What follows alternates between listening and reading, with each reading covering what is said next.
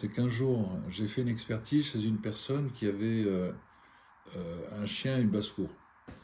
Et la personne me dit, vous savez, je fais ça par curiosité, parce que mes moyens me permettent de le faire, mais je ne crois pas du tout à ce que vous dites. Il est possible que l'emplacement des lits pose problème parce qu'on y passe le tiers de sa vie. Si on dort sur une zone cancer, effectivement, je peux comprendre.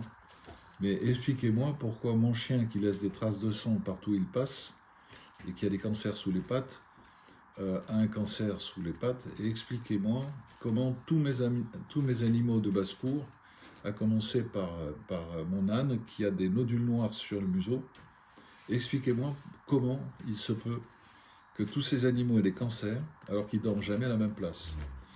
Alors j'ai été dans sa basse-cour, effectivement j'ai constaté l'âne avait des nodules noirs sur le museau, et puis il y avait un puits là.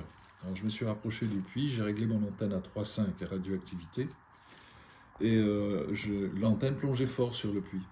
Et en fait c'est que l'eau était radioactive. Alors je suis revenu voir mon client, je lui ai dit, quelle eau ils boivent vos animaux? Il me dit, ben, l'eau du puits, pourquoi?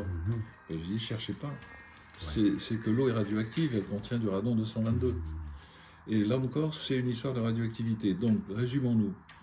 Le cancer est dû à la radioactivité en cause principale, puisque je n'ai jamais trouvé, en 35 ans de métier, de cancer sans radioactivité. Jamais, jamais, jamais, jamais.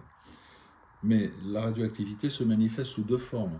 Soit sous forme d'ondes électromagnétiques, soit sous une forme de radioéléments, c'est-à-dire des atomes qui se délitent, voilà, qui sont qu'on appelle des radioéléments. C'est toujours une autre forme de radioactivité. Donc c'est radioactivité alpha, noyau d'hélium, radioactivité bêta, électron, ou bien des rayonnements ionisants de haute énergie, dont en général la fréquence est supérieure à 10 puissance 15 Hz, l'énergie supérieure à 13 keV, kiloélectron-volt.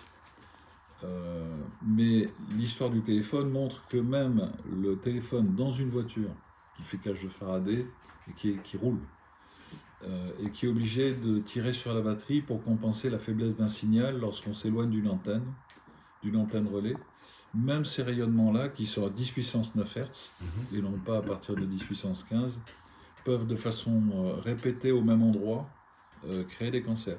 Absolument, parce que je crois que c'est quand un téléphone cherche le signal qu'il émet le plus d'ondes problématiques. Oui, et puis quand tu es dans une voiture, la voiture empêche un libre accès des rayons, et c'est là qu'on en prend le plus. Voilà pour l'histoire du cancer. Alors après, il y a d'autres causes de cancer qui accélèrent sa venue, ou qui favorisent sa venue, mais les gens ne parlent que de ce qu'ils connaissent, y compris les médecins d'ailleurs, qui ne sont jamais rendus au chevet d'un malade pour vérifier s'il dormait sur une zone pathogène.